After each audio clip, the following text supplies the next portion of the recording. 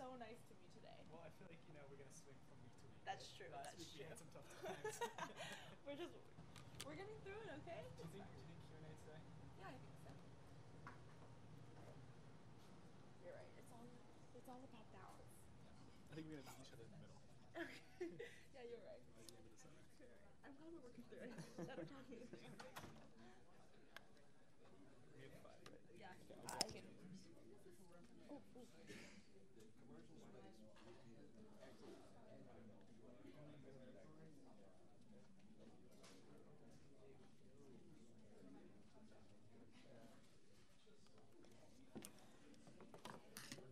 Bring them out. Bring them out. What if I accidentally, like, if I hooked her up and then I accidentally sneeze? Well, You started rapping. Thank you for coming. I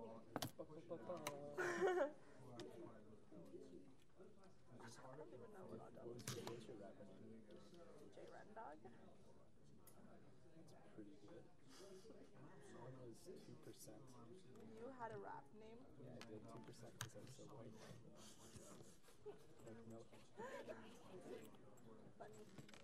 You had a rap name? Yeah. Where's Actually, my brother's reading bars. My brother's a linguist. Really? I was friends with freestyle all the time, but I'm really bad at freestyle. I freestyle all the time. That's my specialty. You should have a rap battle with my brother. I'll bring him in one day. You can meet him. Okay. Because he's going to be in DC for most of the summer, probably not doing anything. No, really, freestyling is my specialty. But I'm a little rusty. It's been a while. Like I said, you can take him on there. Freestyling. But here's the thing. I'm only really good at freestyling when I'm roasting people. And so for people who So you gotta get to know my brother a little bit before you roast him. I'll see what I can do. I'll give you some dirt. But, you know. And I don't want to, go too far too soon. Right. As soon as just roasting him on the side. Hi, nice to meet you. Don't be so much.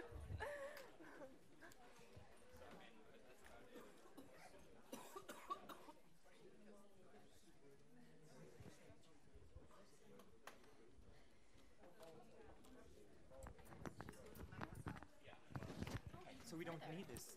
Well, those are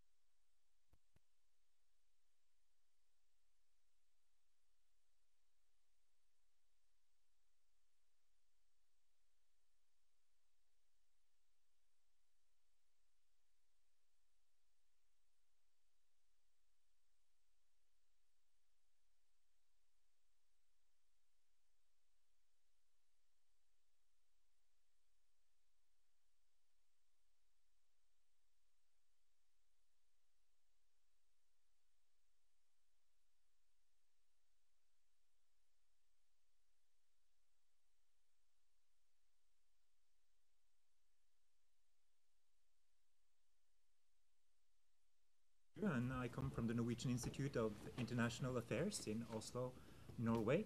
And as Jun said, I have the pleasure to serve as a moderator here today. As you all know, in January this year, China released its first ever Arctic white paper outlining its interests and priorities as regards the Arctic region. What are the key Chinese approaches to the Arctic? How do the Arctic states perceive China's proclaimed interests and cooperative approach? And what is likely to be the future of China-Russia cooperation in the development of energy resources and sailing routes in the Arctic? These are some of the questions we seek to answer here today. Before we proceed, though, just a few words about the background for this seminar.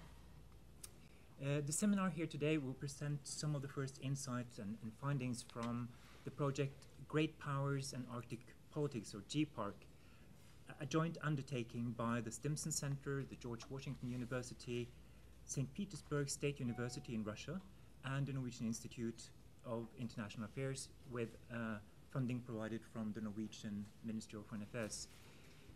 And the goal of this GPARC project is to provide relevant and empirically informed policy analysis of how the major powers, that is the US, China and Russia, set parameters for and intervene in Arctic politics. Today's seminar will have a focus on Chinese approaches, and we'll have an introduction by Yun Sun. She will speak for some 30 minutes, followed by brief comments from the other panelists. And starting from my right, Alexander Sergunin, Professor of International Relations at the St. Petersburg State University in Russia. Robert Orttung, Associate Research Professor at George Washington University. And last but not least, the coordinator of our GPARC project, Research Professor Elana Rowe from the Norwegian Institute of International Affairs. And after these comments, we'll open up the floor for Q&A and comments. And if I manage to keep the time, hopefully we'll have some 45 minutes for that. But without further ado, I'll give the floor to Yun. Thank you, Helge. Thank you for the kind introduction and for moderating this session. My focus is primarily Chinese foreign policy, so for the next 30 minutes, I will try to illustrate to you that how the Chinese sees the Arctic issue, see China's position and China's strategy towards the Arctic region. So my talk will primarily be divided into three parts. The first one is a Chinese argument in terms of the legitimacy of the Chinese participation or the involvement in the Arctic. And the second issue is what I call identity crisis, or this debate within China about what kind of identity that China really needs to assume that it will serve China's interest best in terms of China's role in the Arctic. And then the third, I will focus, the primary part of my presentation will focus on the approach. How does China approach the Arctic issue? And that includes global governance, which is a key angle that China resorts to. It's secondly is the commercial activities, and under the commercial category, we see a lot of interest and activities in terms of the energy and mineral resources exploration, followed by the renewed or this new or renewed interest in the Arctic shipping routes. But in the past several years, another area of commercial interest that we see are steadily, rapidly growing is Chinese tourism in the Arctic region. So to begin with, what are the Chinese argument in terms of the legitimacy of the Chinese involvement in the Arctic? The Chinese argument is basically focused on two areas. The first one is legal argument, and the second one is a material or realistic need argument. In terms of the legal argument, the Chinese government and Chinese analysts, the policy circle, invariably acknowledge that countries that are not Arctic countries do not enjoy any sovereignty or territorial claims in the Arctic. But beyond that, the Chinese pointed out two legal documents that form the foundation for China's legitimate role in the Arctic. The first one, of course, is the Svalbard Treaty of 1920. And the Chinese emphasize that the treaty has non-discriminatory principle, which stipulates that the citizens and commercial entities or companies of all signatory countries, they enjoy the equal right in terms of entering and living and operating on the Svalbard archipelago.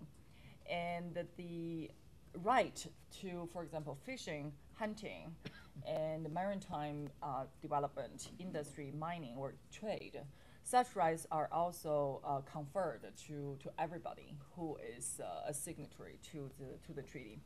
So the Chinese acknowledge that all activities under the treaty have to abide by the Norwegian law and cannot engage in military activities. But at least from the Chinese perspective, that forms a foundation for the Chinese legitimate involvement in that region, because China signed on to that treaty in 1925. Although the Chinese did not really discover their signatory status until 1991. And that was a pleasant surprise. So that is the first legal ground. The second legal ground for the Chinese involvement is UNCLOS, which is regarded as a constitution for the Arctic region. And the Chinese regard the UNCLOS as a guarantee of several important rights for China. For example, innocent passage through the territorial waters of the coastal states, and the freedom of navigation through the exclusive economic zones, and also the freedom of navigation in the high seas of the Polar Sea. And the Chinese also see that UNCLOS guarantees China the right to, for example, fishing and the development of natural resources in the seabed in specific regions in the Polar Sea. The Chinese government has pointed out that UNCLOS is the legal foundation for the solution to any Arctic issues. And in particular, you see the Chinese government statements, especially from the foreign ministry, emphasize that the region, basically at the North Pole and the high seas surrounding the North Pole, are the commonwealth or the common property of the whole mankind. And therefore, the argument from Beijing is that the development or any policy made related to these regions should reflect the common concerns or the common policies of everybody, so not just the coastal states or the Arctic states. So therefore, the argument is, the further argument is that China enjoys a legitimate space in the development of the Arctic region, although the sovereignty or the territorial issues are really out of the question. So these two documents form the legal foundations for the Chinese argument. And then there is also the secondary, or the second category of the legitimization of China's involvement is based on what the Chinese call the material, the real needs for China. So the argument is that because the development, especially the development related to the climate or to the conditions in the Arctic region, has an impact over the whole world. Everyone is affected. So issues such as global warming, issues as the melting of the ice, and the environmental protection, the ecological system, and the maritime fishing industry, as well as the energy and mineral resources. So all these issues are issues of common concern for all the countries, so not just the Arctic state. And the Chinese are also very keen on pointing out that Arctic states themselves do not have the capacity to solve these problems either, relying on their own. So given China's status as a great power, and given the fact that China has been funding a large amount of infrastructure projects across the globe, the Chinese see itself as both a stakeholder and also as an investor in the solution of these issues. So that forms the second category of foundation for China's legitimization of its role in the Arctic, because China is a stakeholder and China is needed. So coming to China's Arctic policy, I see the fundamental problem or the fundamental debate is about the identity. How does China identify itself vis-a-vis the Arctic issue? And in the Chinese politics, there's usually this term that you need to clarify what your identity and also obtain the legitimate identity before you can develop a policy. So what we're seeing in terms of China's Arctic policy, a lot of it originates from this identity issue. So for example, coming to the identity in the Arctic region, the most convenient and what we see a lot is a dichotomy between Arctic states and non-Arctic states. And by that definition, China is not an Arctic state. And the dichotomy basically stipulates, well, confers implications as the Arctic is Arctic states, Arctic. And the non-Arctic states do not enjoy the same level of rights or the same level of involvement in terms of the Arctic region. However, the Chinese policy community would like to point out that this dichotomy is not in line with the principles from the 1982 UNCLOS.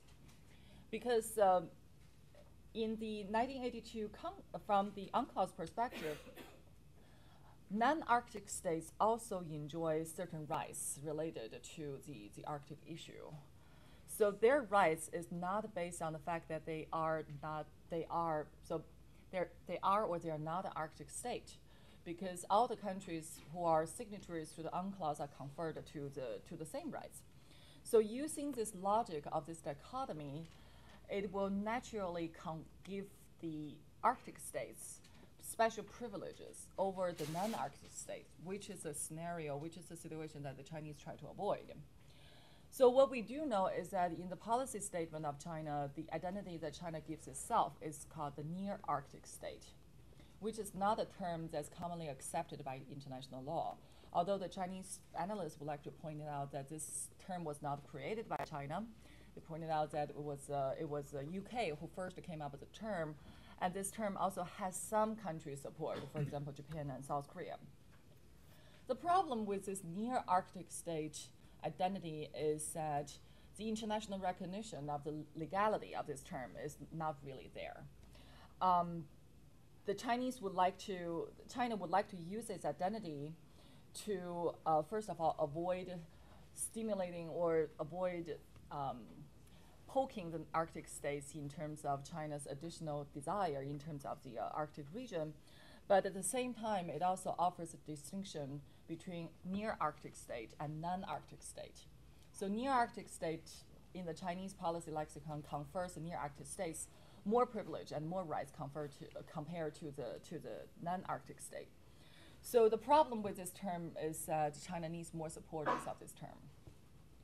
And then the third identity, or the third proposal in terms of the identity, is called the stakeholder.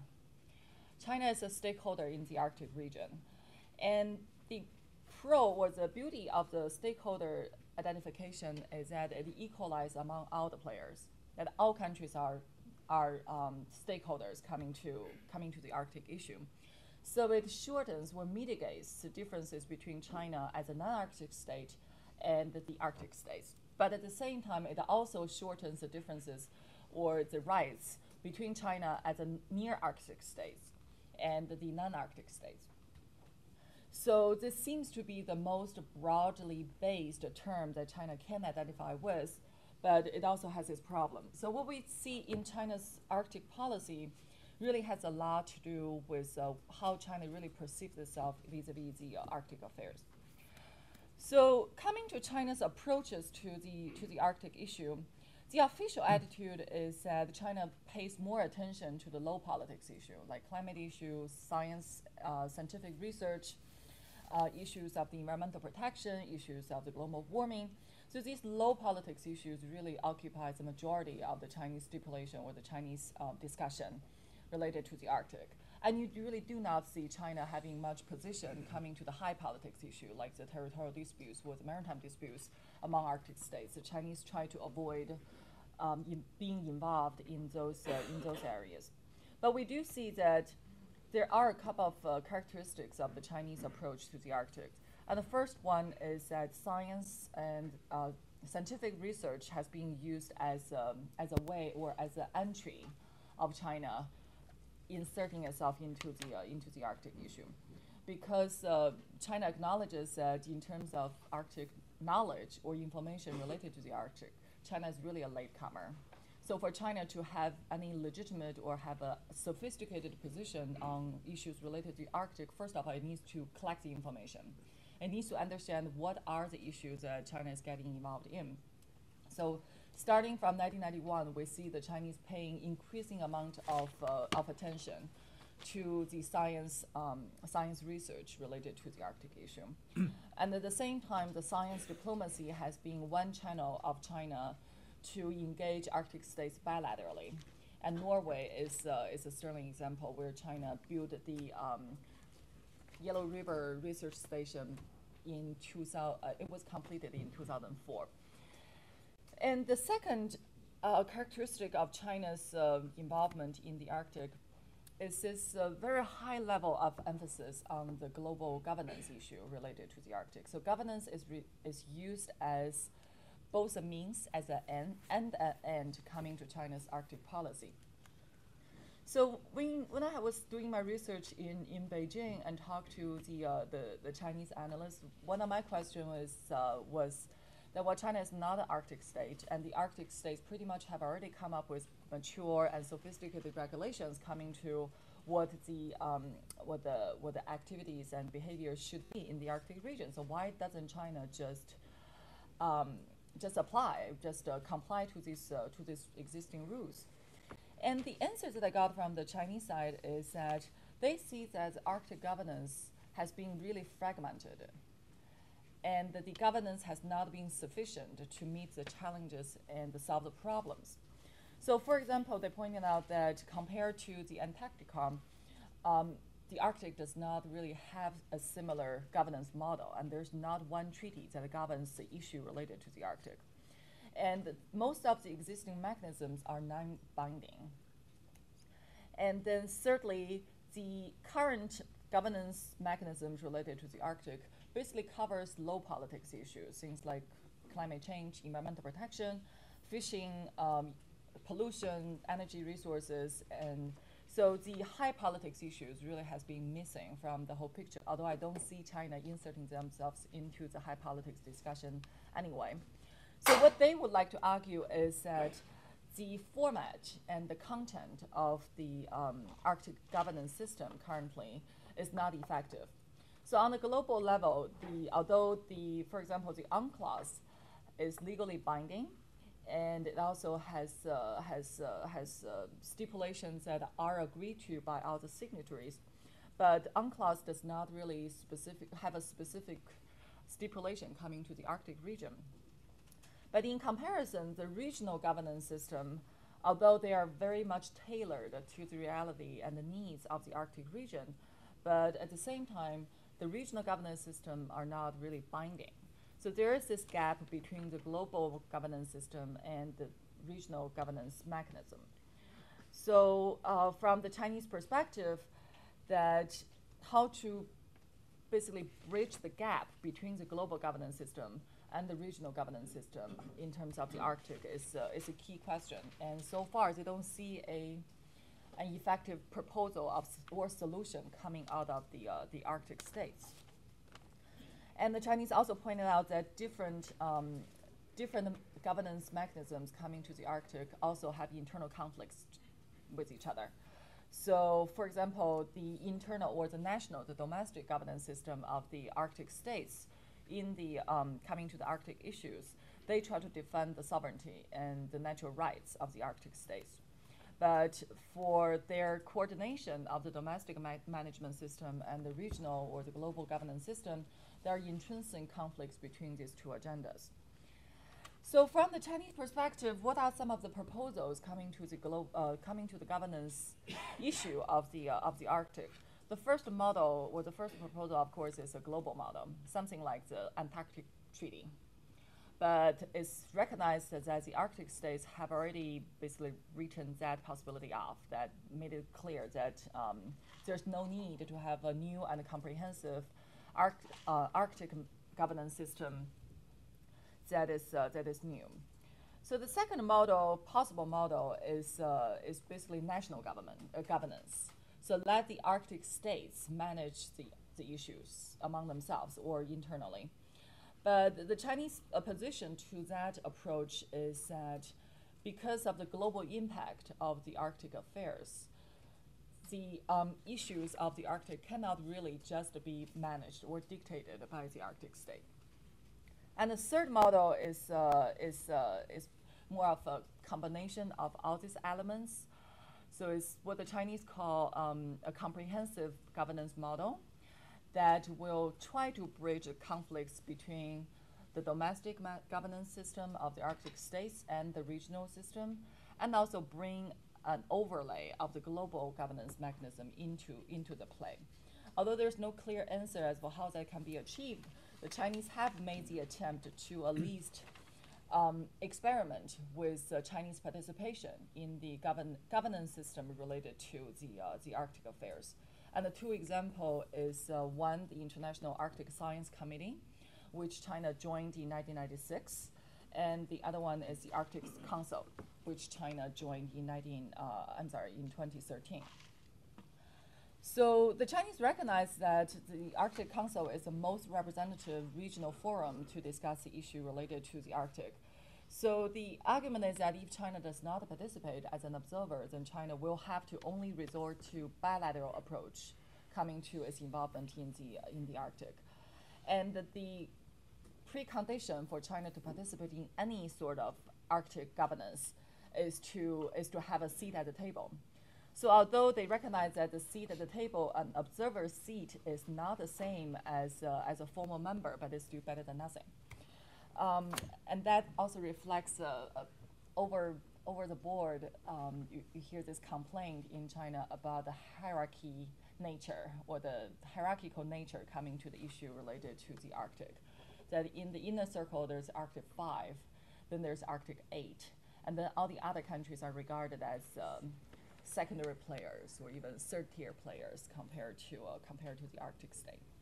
So for China to have a seat at the table will at least ensure some of the openness, the transparency, and the basic participation in the Arctic issues. Although the Chinese acknowledge that they still have a very long way to go coming to their Arctic policy.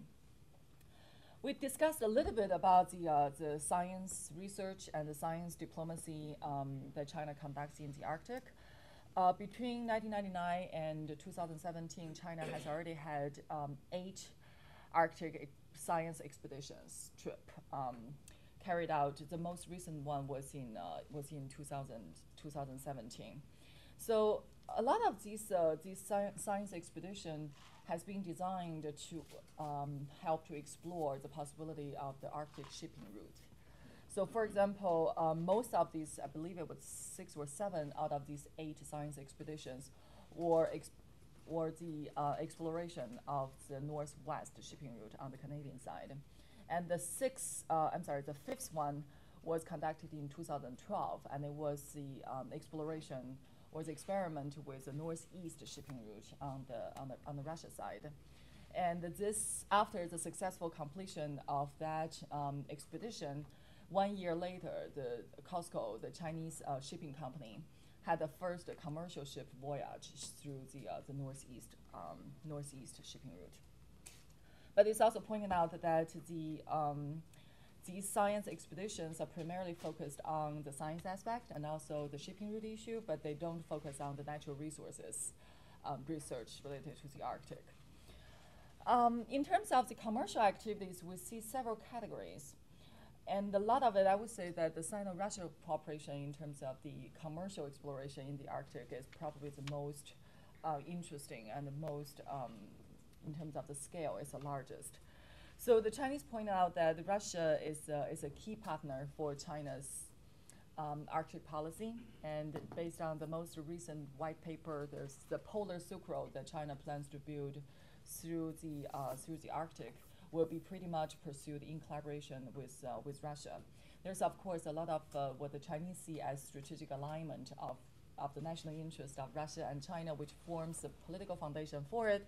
But coming to the Arctic, the Chinese see that Russia has the longest coastal line in the Arctic, and it has the richest natural resources in the Arctic as well.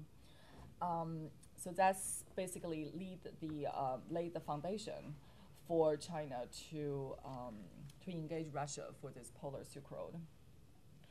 We see 2 areas of pursuit coming to this commercial cooperation between China and Russia.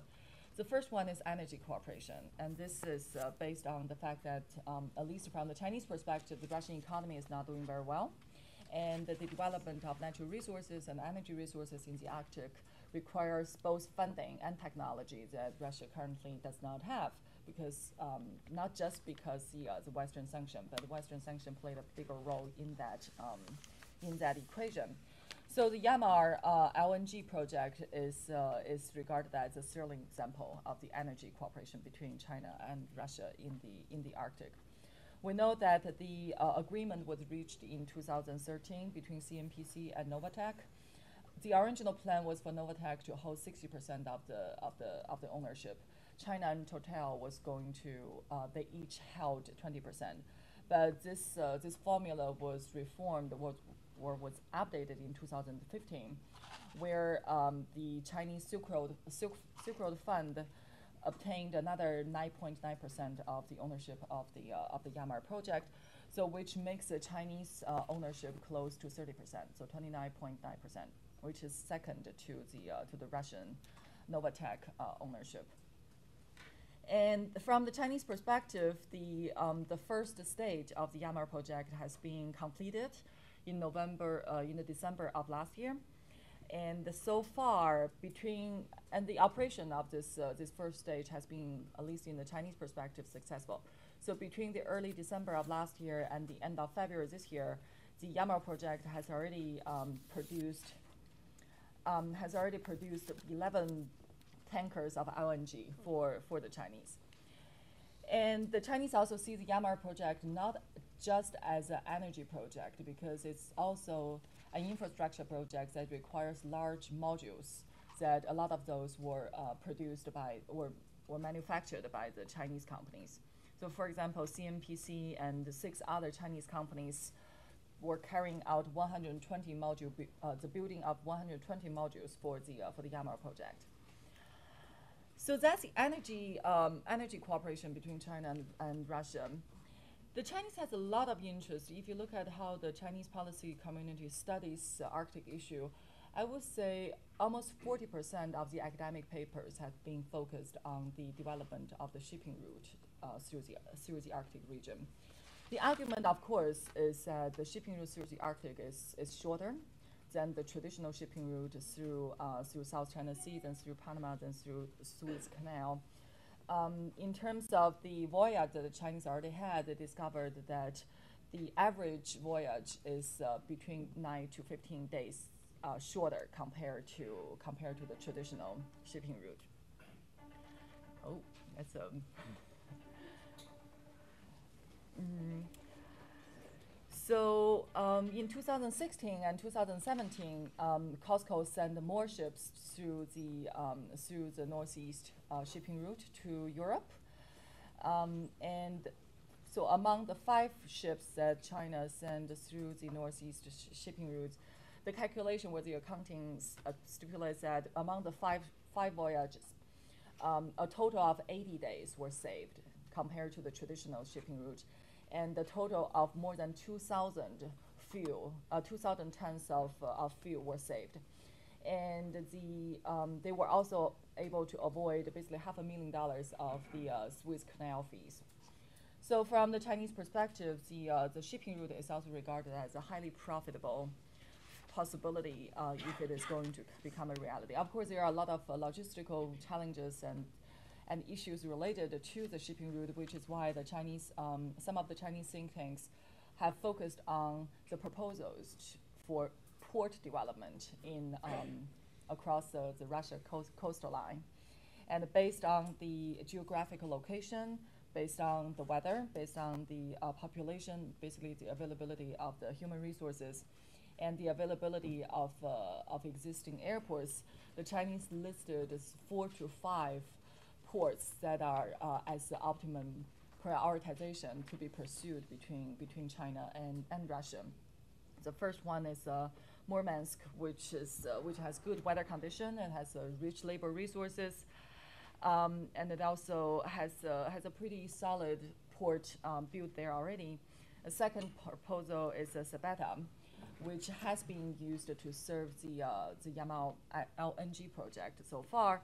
It has an airport, and between 2002 to 2017, the population of the Sabeta was also increased from 19 people to 30,000 people.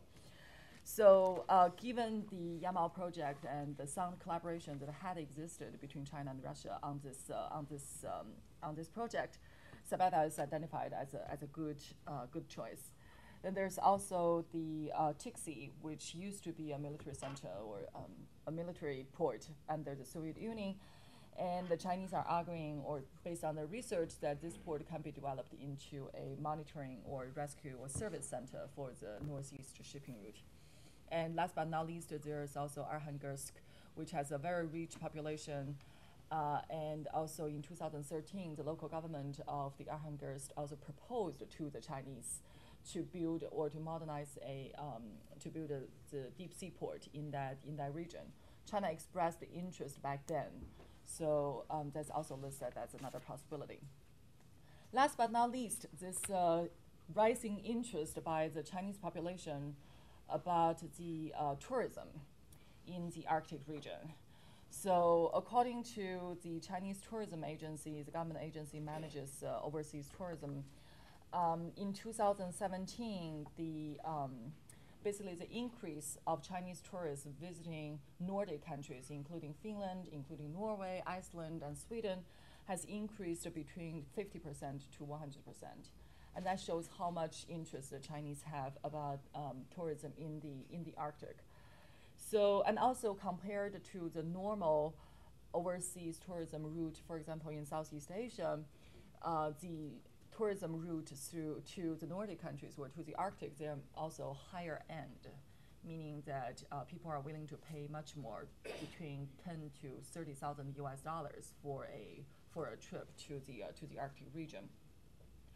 So this is also regarded as a growing market for China's commercial activities related to the Arctic. And the Chinese travel agencies and airlines expect the number of Chinese tourists to the Arctic to continue to grow. And this also offers further ground for China to participate in the governance issue related to the Arctic. So I'll stop there. I look forward to the comments from my colleagues and have the discussion later. Thank you, Helge. Thank you. Thank you very much, Yun, for this fascinating insight into the thinking and approaches of China regarding the Arctic. And I suggest that we start with Alex. We'll move from one near Arctic state to a state with a very clear Arctic identity and get some of the Russian perspectives on Chinese thinking on the Arctic. And let's try to limit it to some 5 minutes. Yeah, I try to be very brief. I try to skip those areas of potential Sino-Russian cooperation, which you already mentioned. So just some additional thoughts about that kind of cooperation. Speaking generally, Russia is very welcome to China's participation in the Arctic exploration and development, especially in the field of natural resources and also maritime shipping. Although we have some controversies about the legal aspects, if we have an additional Q&A session, we can discuss this issue additionally, but I don't have time to do that during my presentation. So let me just mention those areas which I believe are most promising. First of all, energy sector, which was mentioned by you already, but I try to focus on the prospects for the second LNG enterprise, LNG production in the Russian Arctic. There's some still discussions whether it's to do that on Yamal Peninsula, on Taimyr Peninsula. So location is not very definite, but the potential consortium will be pretty the same, like in the case of Sabete Yamal LNG enterprise. Onshore and offshore oil extraction has less perspective because onshore extraction is more or less developed in Russia by Russia itself, by Russian companies. Russia does not need any help in that regard. But offshore oil extraction, China doesn't have technologies for doing that. And Russia is mostly interested in the Western partners like ExxonMobil, American One, BP, or Hydrostat oil. Also, mining could be some promising area.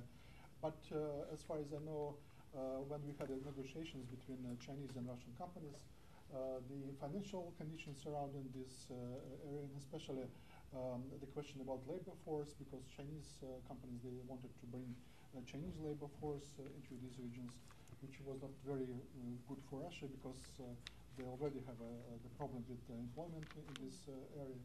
And also, the Russian companies are not sure about the proper preparation and labor skills of these Chinese potential workers. Given the Chinese project of Polar Silk Road, which is developed from 2013 and was confirmed last year, Russia and China also have a lot of in common to cooperate.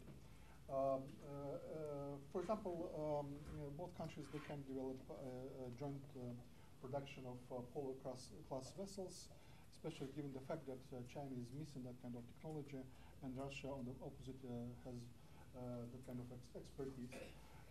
Because the Polar Code has a lot of environmental and safety requirements, which are quite strict, and all those countries which want to use this Northern Sea route should follow that kind of requirements.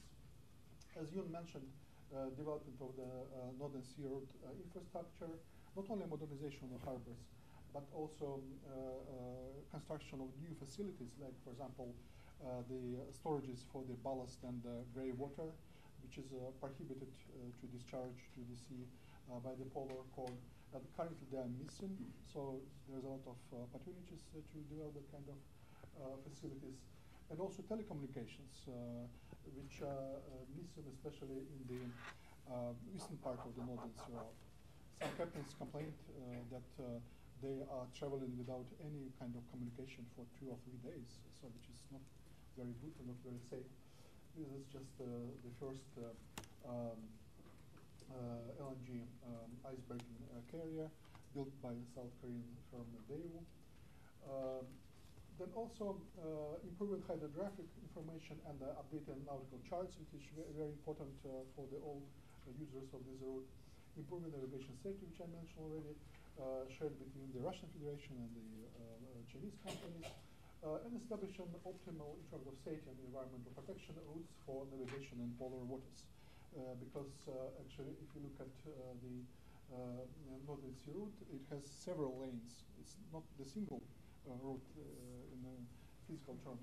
We have several possibilities to do that, including the high north route, which goes directly through the North Pole, which was used by Snow Dragon in 2012. Also search and rescue and pollution prevention and response systems to be developed jointly by these 2 countries. Improving emergency response capability, such as stationary rescue tugs near areas of high risk or high value. And also conducting different exercises, especially in response to the potential oil spills. This is the prospects for development of the search and rescue centers done by the Russian authorities.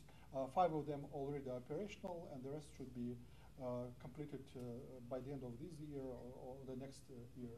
And China also can be also is welcome to develop these centers. This is already mentioned, and let me close by saying that not only bilateral Chinese-Russian cooperation, but also other polar states, including the United States, can be useful in that kind of sense, especially cooperation on the establishing safe, environmentally friendly maritime routes in the Bering Sea and the Bering Straits. And Russia and the United States are in charge with that kind of things. And finally, the Polar Code also suggests that the shipping companies which tend to use Northern Sea route should be trained by those who have an expertise, including the polar states and including Russia, of course. So that's the potential venues for the Sino-Russian cooperation. So several potential venues for cooperation there, and we might come back to some of the challenges in realizing them during the Q&A. But now we'll move on to Bob and a U.S. perspective. Okay, so what I'd like to do in just 5 minutes is lay out the U.S. interests and actions in the Arctic. So if you look at things from the U.S. perspective, the U.S. has a clear set of interests in the Arctic area. That's, first of all, developing the resources of the Arctic region, of course, energy, but also tourism, has been mentioned. National security, protecting our national borders and U.S. security. And then third is developing international cooperation. So those are the key American concerns in the Arctic. But I think working in the Arctic requires large investments in science to understand what's happening there and how the situation is changing very quickly. And it takes a lot of coordination across the federal government. So it's very complex, takes a lot of federal efforts, and a lot of attention to what's going on up there. So if you look at what's going on here in Washington, you see that there are laws that are dealing with the Arctic in 1984, and then updated in 1990. There's a law looking at Arctic research and policy, and that legislation mandates a number of reports on studying the Arctic and understanding what's happening there, and that continues to be implemented. Many of the other actions in the Arctic are mostly focused in the executive branch, so it depends on what the president's doing. So if you go back in time, you can see George W. Bush administration had put together some policies, and those were continued by the Obama administration, which also went ahead and produced its own Arctic strategy, so spelling out in very clear detail what U.S. interests and actions were for the Arctic. President Trump, since he's come into office, almost 2 years ago, hasn't really said anything about the Arctic yet, and there's no strategy on the Arctic from his administration, though he hasn't canceled the previous strategy. So presumably what was set up by the previous administrations, both Republican and Democratic, is still in place. And so if you're thinking about the Arctic policy making from an American perspective, the two crucial institutions are really the National Security Council and the Office of Science and Technology Policy, which provides science advice to the president. So the NSC currently, have had a lot of turnover there, and it's really focused on other issues. So Arctic policy isn't one of the key focuses for it. So there hasn't been a lot of guidance on what Arctic policy should be for the United States. And then if you look at the Office of Science and Technology Policy, there's not currently a director of that office who has been confirmed by the Senate. So that's not providing a lot of guidance either to the administration or to the lower levels of the civil service. So the result, of course, is that at the highest levels of the American government, there really is no focus now on the Arctic at all. However, work continues at the lower levels of the civil service, where people are continuing to doing what they did in earlier administrations. But the question there, of course, is how long those efforts can continue to take place when there's no real guidance from the top. So in this sense, if we look at things from a Chinese perspective, China has a great opportunity to advance its own interests in the Arctic. And of course, there's lots of overlapping interests there, certainly in terms of energy, in terms of tourism. One of Alaska's biggest markets now is, of course, China. So there's great potential for cooperation with China as well as Russia in the Arctic, but it's not clear if that's going to be realized under the current conditions where the U.S. isn't really taking an active part in these efforts. Thank you, Bob. And finally, Elana will provide some perspectives from a multilateral vantage point. Yeah, absolutely. Speaking last, it's after so many interesting papers. Of course, my notes are covered in other notes that I've written as you spoke. It was a pleasure to be here to see you present this research, which is very sorely needed, I think, on China's Arctic politics. So I'm a political geographer, so I have to first tell you a story about maps. There's one map that was used in around 2008 by the Chinese Arctic and Antarctic administration. What was interesting is that the map was basically the globe unwrapped. It's kind of a flattened view of the globe with Antarctic at the bottom, and you might even struggle to find the Arctic because the Arctic in that map was depicted as entirely ice-free, right? And that's not the view we're used to having of the Arctic Ocean. And the most important lines on that map were, of course, shipping opportunities, just as Yoon Soon was saying, this emphasis on how the Arctic will eventually have less ice or be more navigable for shipping. Now, this is in contrast to many of the maps we see used by the Arctic states themselves. We often, the preferred map for illustrating policy documents and so on is really a top-down view of the globe, where you see the Arctic ice cap and you see the adjacent countries. And of course, the rest of Europe and China and other parts are visible, but the focus is really on the adjacent Arctic states. So I just want to use my time to present a little bit more about what is this Arctic governance table that China has come to and is seeking to come to a greater extent. And there are 2 points that I'd like to emphasize. The first is about this Arctic, non-Arctic growth. The growth of this dichotomy and how we talk about the Arctic. And it seems almost banal to say, well, there's Arctic and non-Arctic states. Of course, there are some that are adjacent and some that are not. But if we rewind to the waning days of the Soviet Union and the growth of Arctic regional multilateralism, there are many moments in the archives and in our scholarly record that show a lot of the involved actors were uncertain to what extent it should be only the Arctic states involved. What about, key science actors? What about, Washington, for example, repeatedly suggested when the Arctic Environmental Protection Strategy first convened in Finland, they suggested shouldn't some of the NGOs that were so important for America's Antarctic politics be at the table as well? So these things have evolved. And I think, over these decades, cooperation in the Arctic, multilaterally, bilaterally, trilaterally, has really left a fairly heavily governed landscape, even if not all of the agreements are binding. But probably in terms of global political architecture, in a more informal sense, the biggest effect is creating an Arctic inside and an Arctic outside. So it's interesting to hear how that is actually one of the core challenges for China in articulate as an international global power to find its place in Arctic governance. So, but in terms of a thickly governed space, we have had there have been several binding agreements concluded. Most recently, and an interesting development on this Arctic, non-Arctic dichotomy is the agreement about Central Arctic Ocean fisheries, which involves the Arctic states themselves, but also potential user states who are interested in contributing to the regulation of basically a fishery to come, the idea that there might be a fishery at the top of the globe. But in terms of how in general would Arctic states describe Arctic governance, we see in all of their policy documents there is of course an emphasis on the fact that the Arctic is changing, that there will be different opportunities, different challenges than the ones we have today, this idea of a state change.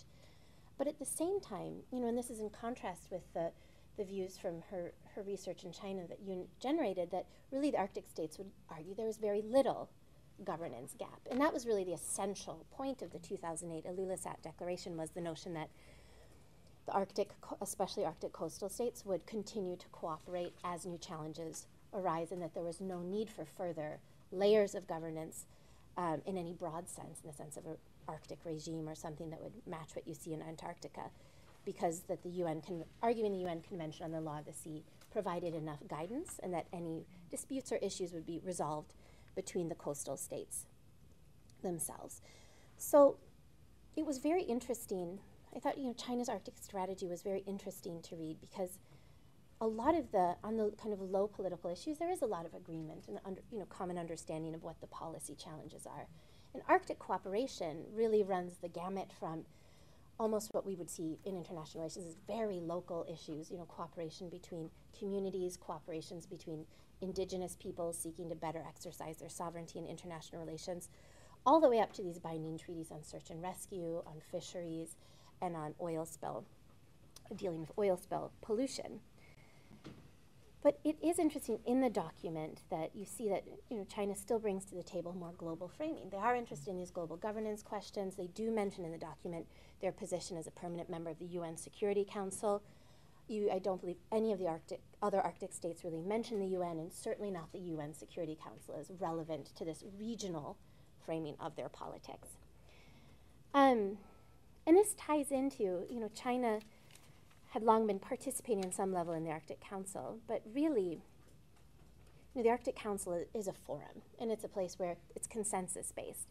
So usually the aim for a ministerial is for the civil servants and high-level bureaucrats to have ironed out all of the kinks. They don't want to leave a lot undecided for the ministerial. But interestingly enough, the year that China, as well as the EU, had sought to become have a formal observer status at the Arctic Council, this was actually the subject of late-night discussions. And a key point here that I think is quite interesting is that, Russia today is quite interested in deepening the relationship with China, whereas Russia in 2013 was much more skeptical about extensively broadening the tent of Arctic politics, as were some of the indigenous peoples who are permanent participants in the council, whereas their argument was much more a concern about just simply a much bigger and difficult to navigate setting for them as organizations representing peoples with not so many resources. So I think, that's a really interesting, aspect of Sino-Russian cooperation is, of course, this China seeks to invest. Russia has an extreme need for investment and often speaks about the need for public-private investments of various forms in order to build the Northern Sea Route, which is really seen as the crux of their Arctic economic growth. But at the same time, there is this long-standing strategic uncertainty that plays out between China and Russia. So I think, as we'll see in terms of investments, there are some flagship projects, but in terms of extensive involvement, it'll be kind of interesting to see how that unfolds. But I also think and maybe we can come back to this in the question and answer, and of course another key element is, I think it was brought up by several of you, is also that the Arctic environment and also the global oceans are in desperate need of big science, cooperative science. And that's something where I think we're going to see both have to seek out new forms of cooperation for coordination and financing, and also where, given what China's already participating in the Arctic, we're likely to see more. Thank you. Thank you, Elana. I guess, Yun, that you might want to respond to some of these questions that have been brought up, but before you get a chance to do that, we'll open up the floor for questions and comments to Yun and the other panelists. And please use a microphone because we also have an online audience. And please introduce yourself. We'll start here in the front. Caitlin Antrim, Rule of Law Committee for the Oceans. Thank you all for giving us a variety of presentations on this. And I won't take up time by trying to ask questions of everyone. One of the beauties of the Law of the Sea Convention is that it makes, for the most part, makes decisions either by assigning it to a state or working in consensus. I don't know whether China's perspective of a seat at the table viewed that as, once you're in that inner circle, you have a consensus decision-making gives your questions more power. If they saw it, I think that was good foresight. If not, I'm sure they're learning that. But what you didn't address in the points in this are the other aspects of global governance that affect the Arctic. Probably the most important is the IMO, whether it's the Polar Code or perhaps a future addressing of the Northwest Passage and the Russian Straits, working out transit regimes that might get us past those national versus international claims. So I'd appreciate it if perhaps we could get some address of those aspects of global governance that come in. And if you have any insights into the role of that consensus process in managing the Arctic, I'd appreciate hearing that. Thank you, and we'll move on to the gentleman here in front. Hi, Sidney Friedberg, Breaking Defense. I'm very curious, this was hinted at by a couple of the speakers, about some of the sort of ambivalences perhaps in the Russo-Chinese relationship. What extent, Russia on one hand needs investment, on the other hand, is concerned about its demographic crisis, is concerned about, Chinese immigration and influence in its eastern territories in general.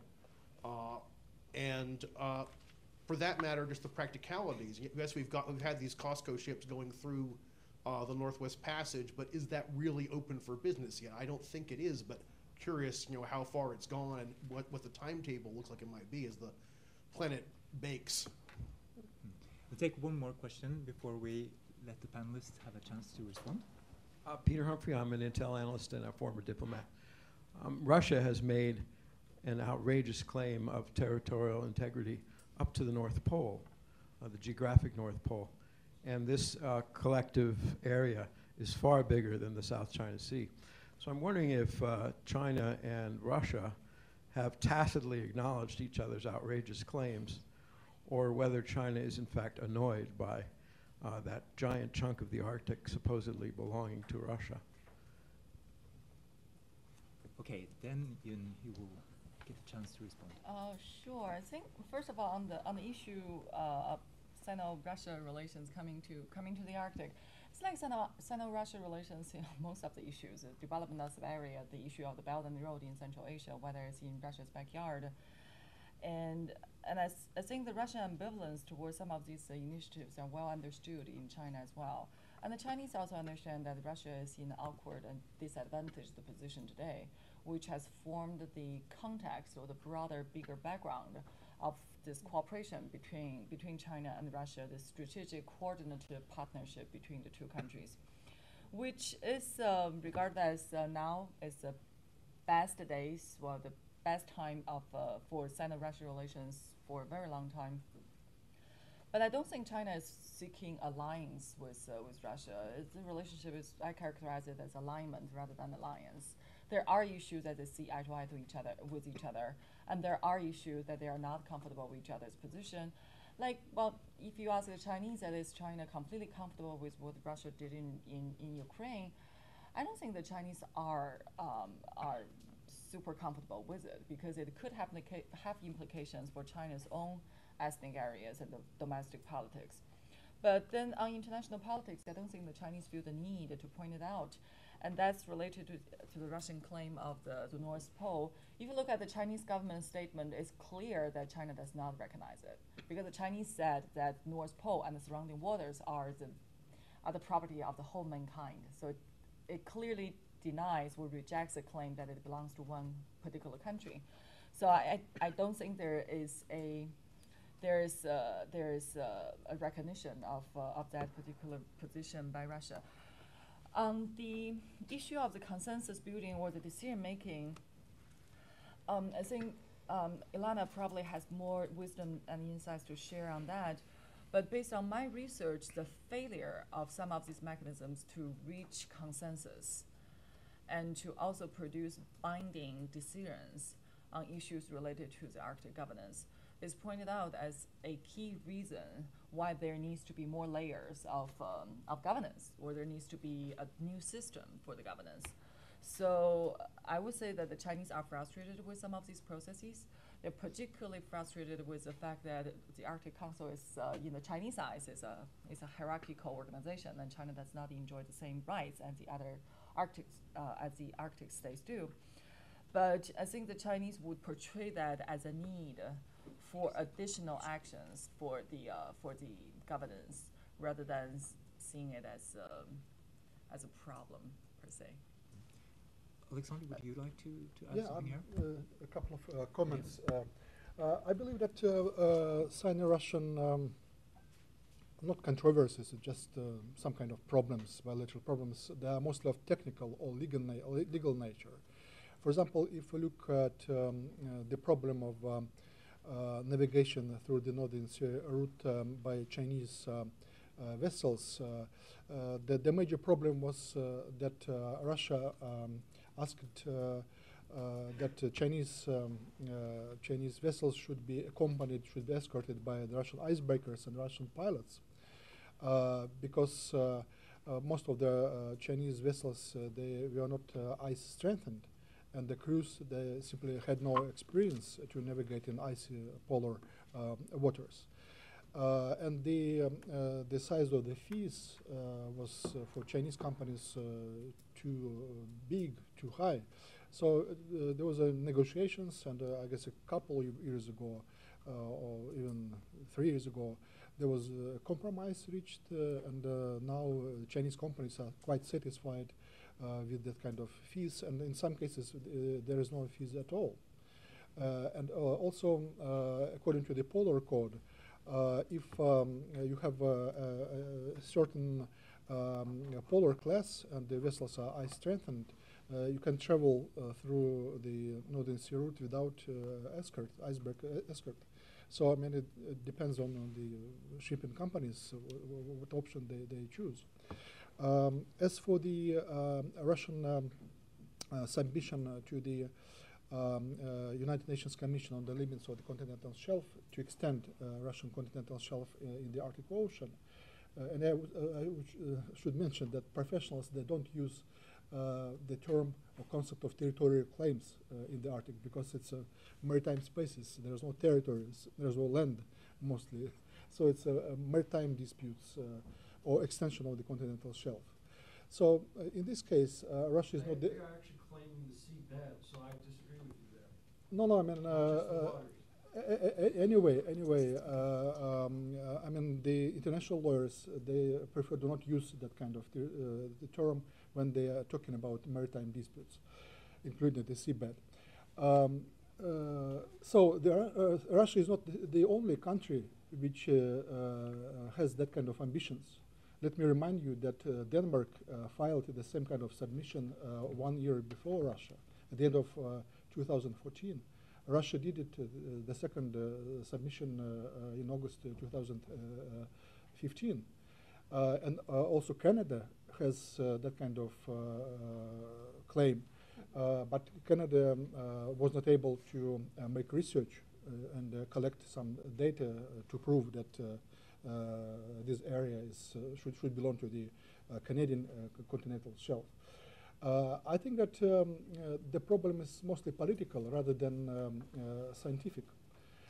Until 2013, when the former Canadian Prime Minister Stephen Harper said that no, Northern Pole is ours and no compromise should be reached on that issue, there was quite a dynamic dialogue between Danish, Canadian and Russian scientists how to solve this compromise, how to solve this problem and strike some kind of compromise and exchange by scientific data on what kind of seabed we have there. Because probably, as some Canadians and Danish specialists, they confessed in informal conversations and talks with me, that probably there's some kind of a bridge between Siberian continental platform and also North American continental platform.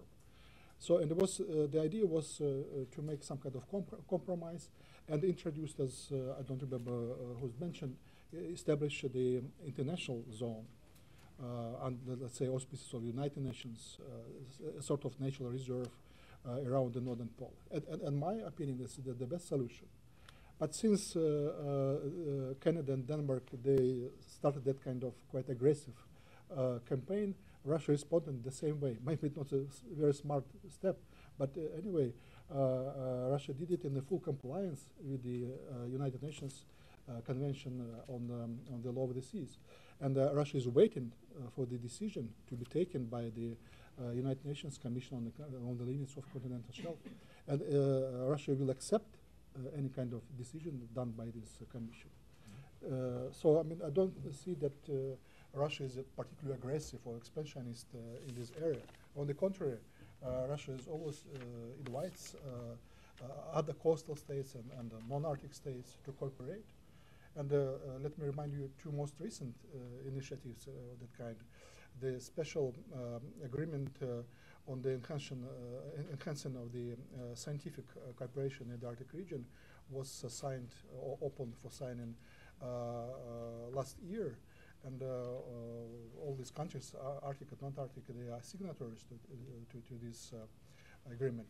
And the most recent one was which reached in last November.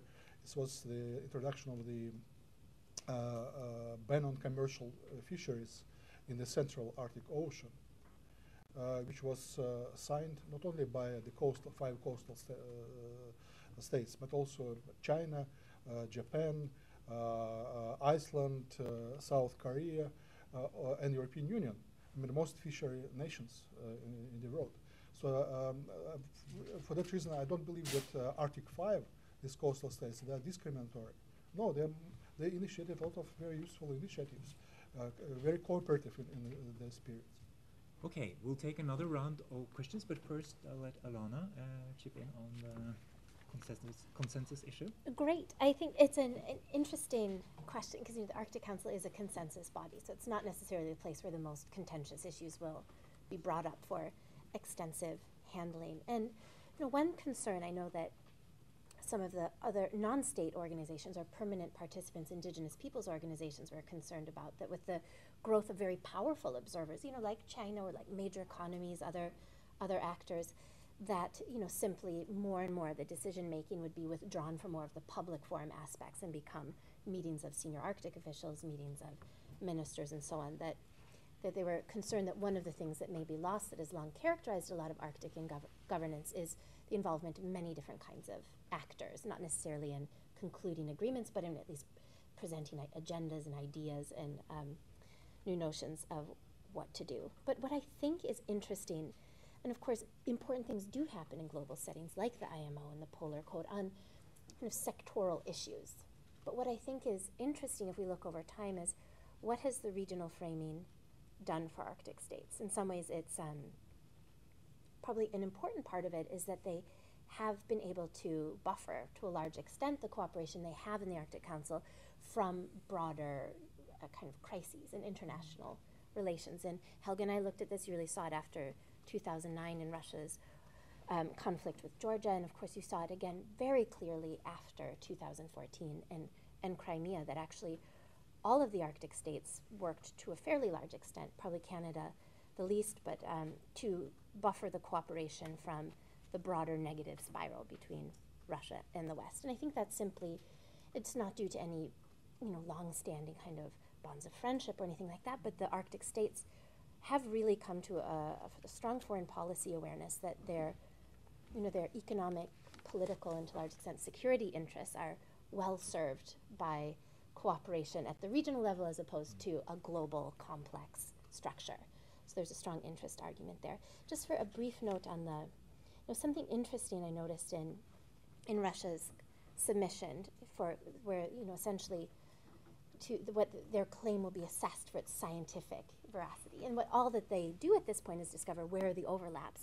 And what follows that's very interesting is, of course, that those states with overlapping claims will have to negotiate between themselves. But what we saw, in Russia's submission was also memorandums of understanding the country had concluded with both Canada and Denmark, all of whom made, what some could argue are kind of large claims to large scientific claims that they will then work out between themselves. So it will be very interesting to see how those bilateral, trilateral negotiations play out over the coming years. I think it'll be a really interesting test, not necessarily of Arctic multilateral relations, but of these states in bilateral and trilateral conversation. What will they come up with? Okay, then we'll open up for more questions. One more here, and we have a microphone coming up. As long as the targets are available, I wanted to ask, what is the state of the Northern Sea route at this point? I mean, we are counting lots of chickens whose eggs may never hatch. Although if I keep on driving my SUV, maybe it'll hatch sooner. But as the Russians and Chinese are looking at this, what are they banking on? How viable is the route now if you have to hire a Russian icebreaker to escort you through? And how fast does that seem to be changing? Mm-hmm. And you were talking about these potential venues for cooperation, Alexander, but there are some challenges here as well. For example, concerning the development of infrastructures, port facilities. Yun, would you like to start on this? Sure. If we count the voyages that the Chinese have conducted, there was one in 2013. There was another one in 2015. Then in 2016, in 2017 there were 5. So it's numbered. Mm. So I think you're right to say that it seems that the chickens are being counted before the eggs are hatched.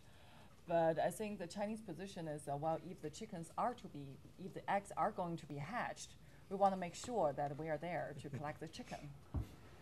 So I think it depends on how you look at the strategic thinking behind those decisions.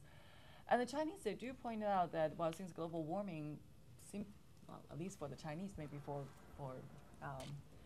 some politicians it may not be a fact, but I think the Chinese do see it as a fact. So they do see that the possibility of the Northern Passage of the Northern Sea Route will become a reality. They don't know when, but given the number of SUVs running, it might not be that far away.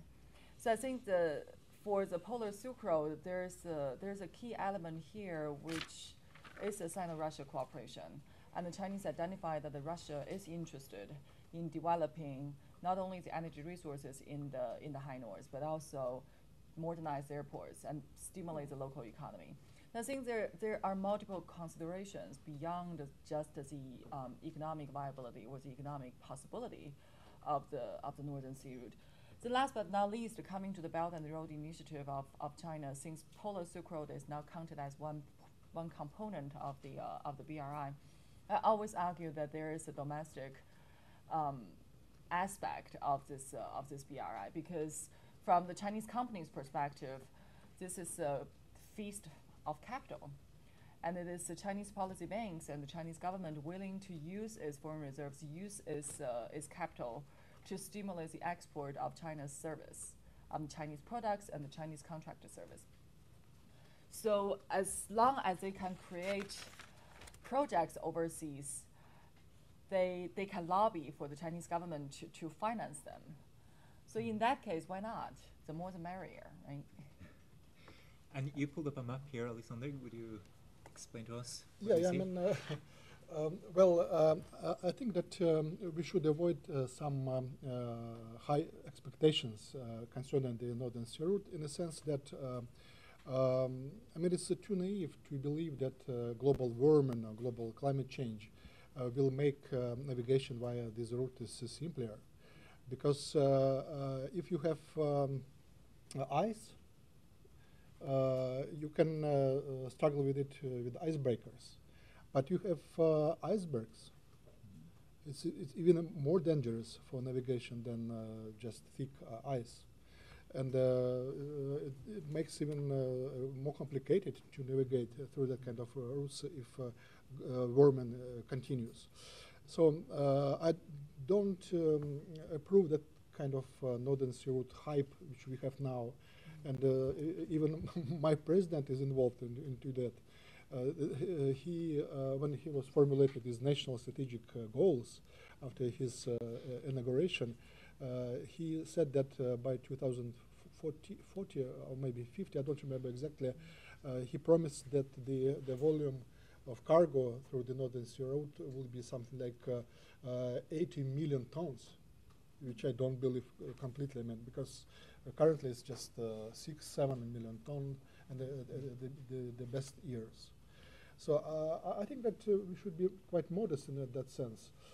I think that the Northern Sea Route will remain the mostly a Russian national maritime route, serving Russian domestic needs, and it's open for international cooperation and transit navigation. But since many potential users, they either don't have tankers or other ships, commercial ships, are strengthened, or they are not ready to pay for Russian icebreaker escort, the traffic will be quite modest. The main problem which Russia wants to solve is all year-round shipment of LNG from Sabeta to the potential customers. And they will do that. There is a plan to build the fleet of 15 LNG icebreaking ships by their cooperation. One is already operational, so we'll do that, and they provide that kind of supplies all year round, because these icebreakers, not icebreakers, it's icebreaking capabilities ships, they can break ice as thick as 3 meters, which is enough for the whole year round. So that's quite modest but pragmatic solution or vision of this Northern Sea Route. And Yun, when it comes to Chinese investment beyond Sabeta, are there any concrete steps being taken? You mentioned Murmansk, Arkhangelsk, and Tiksi as other potential objects, but have these started to move, or is it just ideas being floated around? The thing is in the proposal stage, because the Polar Silk Road was really just announced late last year. I think it takes some time for the Chinese corporations and for the Chinese business community to come up with viable ideas and also to secure the funding from the Chinese government and the Chinese policy banks. So most of these proposals we are seeing floating around, they are proposals made either by think tanks or by Chinese companies about what could potentially happen. But in terms of the real actions, we don't yet see much. We still have time for a few more questions. Yes, please. Hello, Ben Flanagan from the United States Air Force Academy. So, given the more aggressive actions China has taken in the South and East China Seas, is that having any impact on future negotiations or current negotiations, either in the international community or with Russia, about the Arctic? I would say the Chinese have mostly avoided high politics issues in the Arctic. And if you look at China's behavior in the South China Sea and East China Sea, and I think an argument can be made that Russia has tacitly supported China's position by jointly hosting military exercise after the international arbitration, and by certain coordinated or uncoordinated military activities in the East China Sea, close to the Diaoyu Senkaku Island. If we read through China's Arctic White Paper, one interesting noticeable aspect is that it has completely evaded the issue of military and military security of the Arctic. Although we do know that that issue has been studied in the Chinese policy community. But I guess the Chinese argument is, first of all, the military value of the Arctic is reflected through the short distance between the, for example, the Arctic region to out the continents, to Europe, to Asia, to North America. So the Chinese have pointed out that the value of missile deployment and missile deterrence related to the Arctic is of keen interest. Then there's also a possibility of the deployment of underwater weapon systems in the Arctic, and also the issue of if there is going to be the shipping route, then the possibility of blockade through the Arctic, the polar seas. So I think the Chinese have studied the military value of the Arctic region, also because U.S. and Russia, at least from the Chinese perspective, have engaged in this arms race or this military build-up related to the Arctic. So China, as a great power, sees itself as having an intrinsic interest in that aspect of it.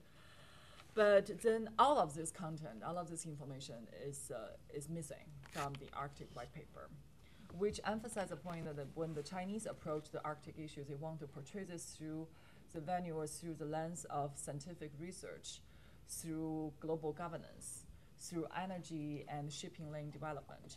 So rather than the high politics issue, but then again on the issue of the maritime security or the maritime dispute, I think China and Russia have certain coordination in terms of their policy. One observation was made back in 2014 or 2015 or earlier when China made the first voyage through the Bering Strait. And there was a question as for whether there's a double standard involved here because, or the Chinese Navy or submarines operating in the exclusive economic zones of other countries, and whether that's going to have any implication for China's Arctic policy. So far, we haven't seen much, but I know that the Chinese PLAs, they do make an argument what they call the dynamic interpretation of the international law. That the PLA Navy believes there's a issue of a reciprocity principle, meaning that China should be able to do to other countries what other countries do to China. So in this case of the military operations in the EEZ or the military voyage through other countries' EEZ, the argument is that since U.S. is not going to stop operating in the South China Sea anyway, so China should be able to do that to the United States. And the dynamic interpretation of the international law basically stipulates that China's interpretation and the application of the international law will also be adjusted or negotiated because it's a dynamic process and China's capacity is rising. So these are the arguments that I have heard from the military strategists in China. Okay, we have one more question here in the back, and then also one in the front, and I think we'll wrap up there. Guy Thomas. I was the science advisor for the United States for Maritime Domain Awareness, and my specialty, both before and afterwards, was Earth observation space systems.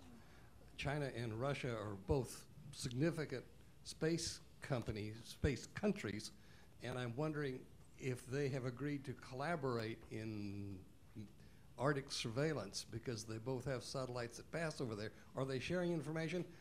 And are they, I don't think either one of them are actually launching the ship tracking system called Satellite AIS that I'm aware of, and I study that. Do you know something about this that I don't know? And then the final question from here up front. I just want to raise that point about reciprocity of how countries are treated. A year and a half ago, I believe it was, several Chinese warships passed between islands of the Aleutian chain, and there seemed to be an anticipation that they would get a reaction from the United States about military activities in our EEZ. Practically every Navy JAG officer would have gotten up and gone and welcomed them to our waters, because that, in fact, was an endorsement of our principle that military activities in the foreign EEZ, as long as they don't interfere with resource development and conservation issues, are entirely free. And I don't know how much to read into that Chinese action. Clearly, they sent the ships there for a reason. There wasn't much tactical reason to send Chinese ships up into the islands of the Aleutians. So there must have been a political reason for it. Do you have an insight as to what they expected to happen? I suggest then that we go through the panel once more, give everyone a chance to respond to the questions that have been asked and the answers that they have not had a chance to provide yet. So, and we take it in reverse order, so we'll start with Elana. Oh, thank you. Well, those were two last interesting questions. They're not areas that I have any detailed knowledge of, but it's especially the satellite question also reminded me of, one of Russia's early interventions at the Arctic Council was a wish to cooperate on satellite technology in the Arctic, but for the other Arctic states who really saw that as coming too close to the security and technology issues that were essentially defined out of the cooperation, it's kind of a suggestion that may have been somewhat before its time, because one of the core challenges for all the Arctic states is also exercising a level of vision and domain awareness over this environment that they, through the UN Convention on the Law of the Sea process, will both get significant privileges, but also significant and quite costly responsibilities. So, but I do think, kind of as a final point, I think an important aspect to understand, why does Arctic cooperation continue? I think many of the countries share a shared interest in addressing the policy problems together, or have a share, that it's more resource efficient to work together. But I also think it's important to keep in mind that really what this China's intervention comes to the heart of is this regional versus global framing. And by and large, many Arctic states are different in their interest in cooperating with non-regional actors on Arctic issues. But in the end, a key component is that the Arctic states, including Russia, are very well served by both the UN Convention on the Law of the Sea, and will do much to support that, and also very better served, they would argue, and I think their policy documents reflect this, as a club of Arctic states than by any broad global framing of Arctic, especially economic or security questions. Bob, do you have some final points? Yeah, I would just think, just to wrap up, just some things that I think it might be useful just to put on the table and have people think about things we haven't talked about in the session, which I think was sort of the future of energy, because that's going to have a huge impact on the Arctic. So the Arctic is often thought of as, the big debate in Arctic studies is whether Arctic is part of the rest of the world or somehow a remote location that's separate from from the rest of us. So I think the future of energy is going to have a huge impact. We don't know how quickly solar and other kinds of alternative energies are going to be implemented in a wide scale, but that's going to have a huge impact on the Arctic for sure, because then it'll become uneconomic to develop the resources that are there. I think, perhaps if the Northern Sea route, for example, doesn't become a shipping route because it would be very hard to compete with the reliability that current shipping routes have and that insurance companies provide the insurance for, they might not be willing to provide that in the north, where even if there's no ice in the water, you're still going to have a lot of severe storms. It might be a huge area for tourism, and that would be an area where there would be a lot of potential for cooperation going forward. So I think there's a lot of unknown unknowns, as they like to say around here, that we should think about a little more carefully. What the future of the trading system, the future of the energy system, the future of the tourism, that's going to have a huge impact on the Arctic, and so there's a lot of opportunities there that we might not realize at the moment. Yes, some important points to bear in mind. Alexander. Yeah, first the satellite question.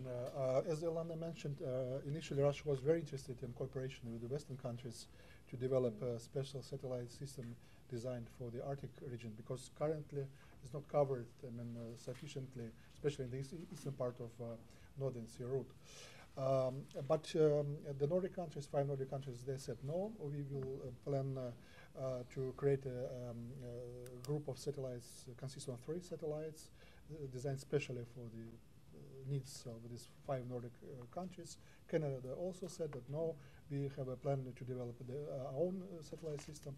So Russia ended up with the plan to create a group of satellites consisting of 6 satellites. And Russia plans to complete the group by 2023, 25, depending on the funding and so on. And then the question about these regimes for, the principle of freedom of navigation in the Arctic. Our discussion came a bit wrong way to the Southern China Sea, but as far as the Arctic is concerned, we are missing one very important point.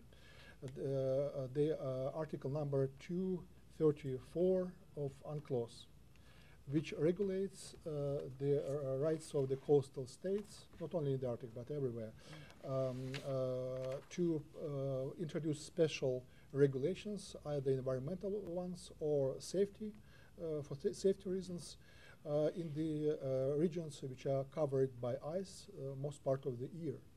So when Russia passed the law on the Northern Sea route in 2012, it was based on this article. And because Russia is concerned about environmental and safety implications. Canada did the same, passing that kind of legislation even earlier for the northwestern passage. Norway did it with relation to the fisheries regimes around Svalbard. So that's a typical one. But on the other hand, just a very short comment. In the Barents Sea, Russia didn't introduce that principle because Barents Sea is, most of it is open for navigation all year round. And commercial and military vessels, they navigate the Russian economic zone beyond the 12 nautical miles, which are territorial waters. So we are running out of time, but Ian, you have the final word. No, I don't have specific information in terms of the space cooperation between China and Russia, but I do know that there are Russian complaints about how China would cooperate with Russia in terms of the technology and copycat the technology. That has been a consistent and a big issue between Russia and China. Then on the issue of the incident that you mentioned, I think the Chinese were trying to make a point because that was a peak of the South China Sea dispute under the Obama administration. Did they actually make the point? I think they think that they made the point. Which was? Which was that U.S. can come to our easy, and we can also do the same to the United States. And the United States, which basically said, "Hey, come back." Yeah. I mean, it seemed like that was the point the United States wanted to make. Yeah, and I think the Chinese point is that if you keep doing this to us, we're going to keep doing it to you. But the United States didn't complain about it. Well, then consensus reached. So in fact, that reinforced the U.S. view that we can go through. Well, honestly, I think the Chinese emphasis is more on capability rather than the political statement. Now, the political statement at that point was a key issue. Yeah. Well, we were happy to have them. Okay, Then I would like to thank you all for coming here today, also to our online audience. I would thank you, and not least, of course, the panelists and Yunsun for being such Helge. and the Stimson Center for being such fabulous hosts. Thank you very much. For coming. Thank you.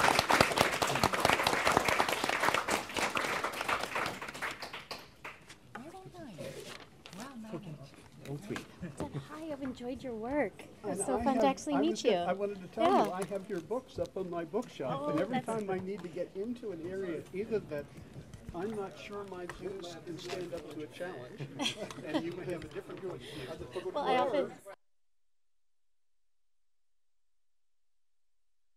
I've always actually do the same with your work, right? But I'm like, what is that law? How does that legal status work? Because I think as political scientists, we all dread talking about the UN Convention on the Law. Because people are, oh, and you know, in Norway, you can't turn around without